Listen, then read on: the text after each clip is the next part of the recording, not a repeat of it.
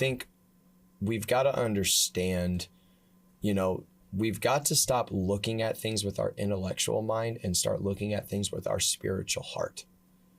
Because at that point now, when we are turning on our spirits and not letting our mind be the first thing we turn on, if we're walking in our spirit man, our mind is naturally going to follow the spirit man.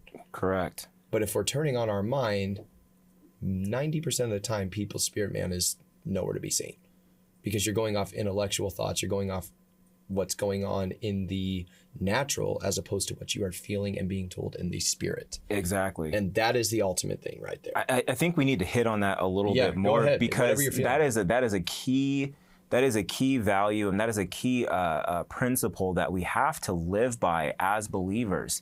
And maybe even for those who are tuning in and are kind of teetering on the fence in your walk with the Lord, what Pastor Matt said there is essential, and it is literally the foundation of what is going to make you a successful Christian in life who's going to fulfill the call that God has for you. Yeah. And it's this: we cannot live by what we see around us in the natural. So everything that we perceive with our physical sight, our ears, all of our senses, this is what we call the natural, right? So those are things that are happening in front of us. We see it. But when you shift over into your spirit, the spirit side of you, well, that is things that are unseen, right? Hebrews 11:1.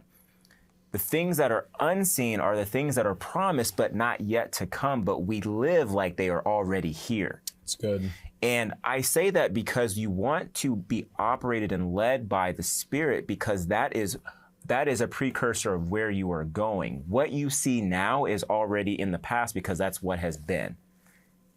And what you've got, Pastor Matt, are people, when they are led by just their intellect, they are perpetually living in the past.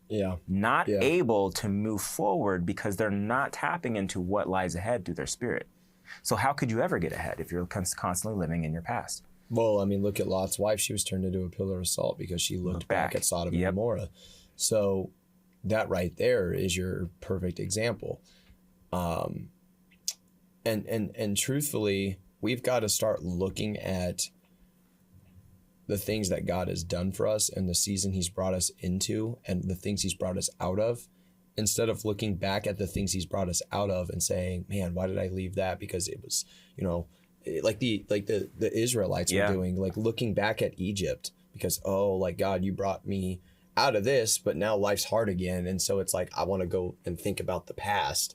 It's like, wait a second, I have a feeling 2024 is going to be really hard. So why can't I just go back to the beginning of 2023? And it could have been hard then. It's like people want to go back to their residue like a dog does, and sit back and think about the past. And, people want to have these vent sessions today. It's like vent session 101, come to class and we're all going to vent with our professor and, everybody get what you have on your chest off your chest. And like, that doesn't do anything. We're not educating anyone in doing that. No, just look at your Ivy League schools. Sorry, I have to say it again. Yeah, you're not educating anyone by doing that. You're basically just sitting around and giving people a reason to act like a victim and play the victim and say that they're victimized, when 90% of it is they're not victimized. It's they just don't want to change anything, and they don't want to change their outlook.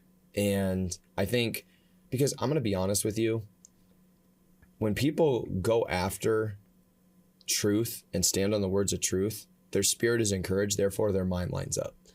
And I think that's the thing, is like, we have got to understand, listen, we're going into 2024. Stop thinking about resolutions and start thinking about the words of God. You don't need to do all these weird resolutions when you already have the outlook of God, use me however you want. There you go. It's that simple,